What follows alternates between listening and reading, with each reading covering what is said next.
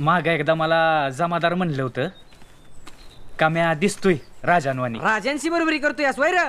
अरे राजा म्हणजे आपलं देव आहे ती. हा मग अक्षी बेरोबा खंडोबावानी. हायतच की. मग त्यांच्याशी बरोबरी कशी करेन म्या. तेच म्हणतोय म्या. पर आता देवाच्या उत्सवात घेतोच की आपण देवाचं सॉन्ग, तसं म्हणतोय म्या.